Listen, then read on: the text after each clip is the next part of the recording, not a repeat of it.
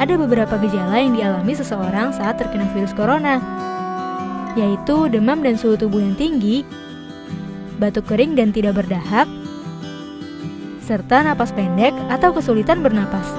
Namun begitu, ada beberapa orang yang tidak menunjukkan gejala apapun, tapi ternyata terkena virus corona ini.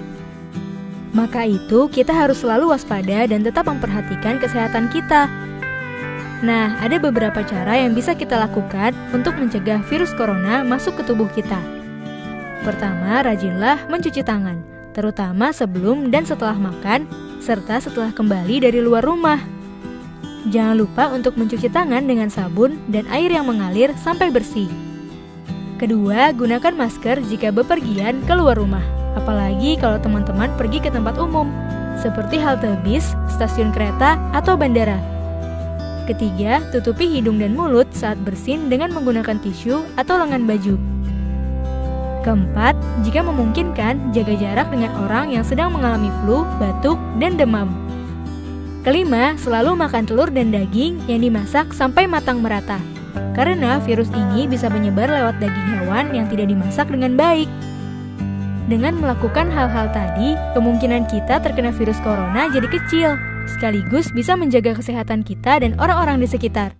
Assalamualaikum warahmatullahi wabarakatuh. Perkenalkan, nama saya Pak Mardia, kelas 4 CPG SD.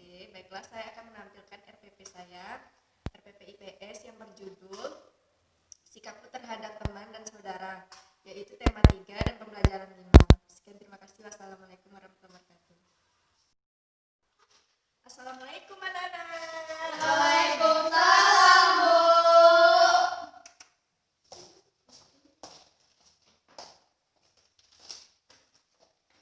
Pagi, Bu. Baiklah, sebelum belajar kita berdoa dulu ya. Hari ini pimpin doa. Bismillahirrahmanirrahim. Amin. Baik, kita ibu ambil absen dulu ya. Ya, Bu. Airni, Hadir, Bu. Diana, Hadir, Bu. ada yang tidak hadir pada hari ini? Ada, Bu. Siapa? Novi, Bu. Kenapa dia nggak hadir? Sakit, Bu. Sakit. Baik, kita doakan sama-sama ya biar Novi bisa sembuh dan melanjutkan pelajarannya minggu depan. Amin. Amin ya robbal alamin. Baiklah.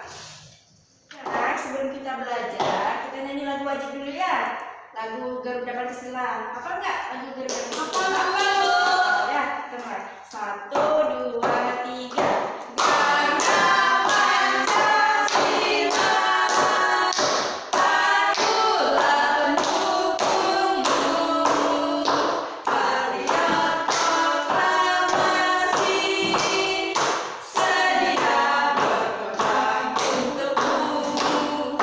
Pancasila dan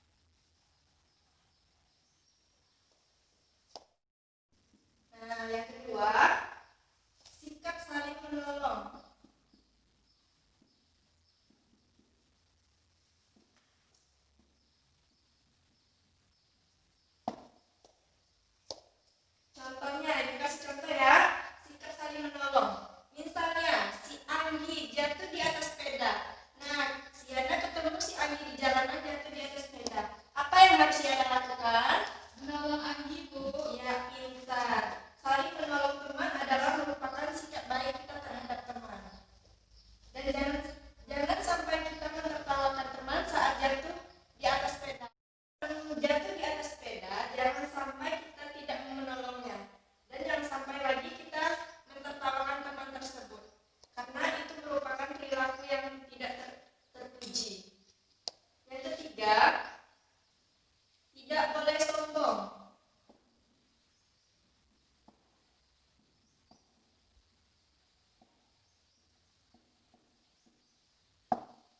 Nah, tidak boleh sombong ini harus kita terapkan. Karena kan sombong merupakan sikap yang paling buruk dan tidak boleh kita terapkan dalam kehidupan kita sehari-hari, baik pada teman maupun kepada orang lain. Sepertinya misalnya ibu kasih contoh ya, ibu kasih PR kerjaan rumah kepada kalian.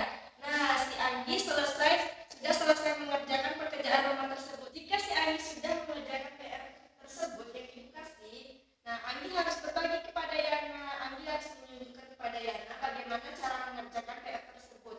Jangan pula Anggi meremehkan Yana dan tidak mau berbagi kepada Yana. Ngerti? Ngerti, Bu. Selanjutnya, sikap-sikap yang ibu jelaskan ini tidak hanya kalian terapkan kepada teman kalian, tetapi kalian harus menerapkan kepada orang yang ada di sekitar kalian. Dan sikap-sikap ini merupakan sikap-sikap terpuji yang harus kita terapkan dalam kehidupan sehari-hari. Mengerti? Mengerti, Bu. Yang kedua, sikap terhadap saudara.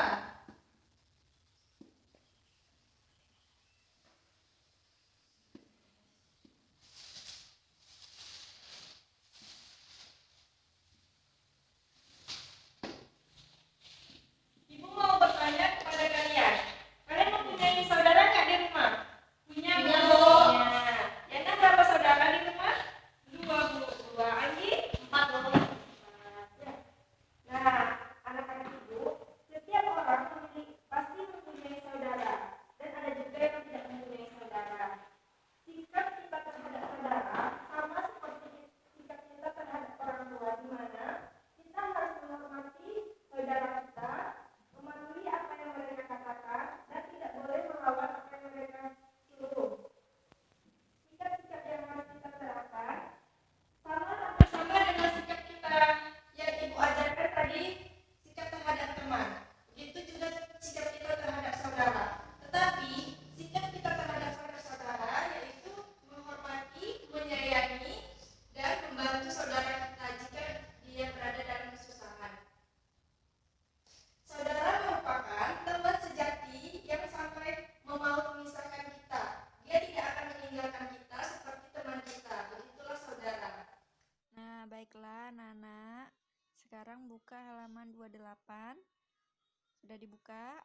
Nah, di sini ada gambar seorang anak jatuh di atas sepeda, yaitu Andi.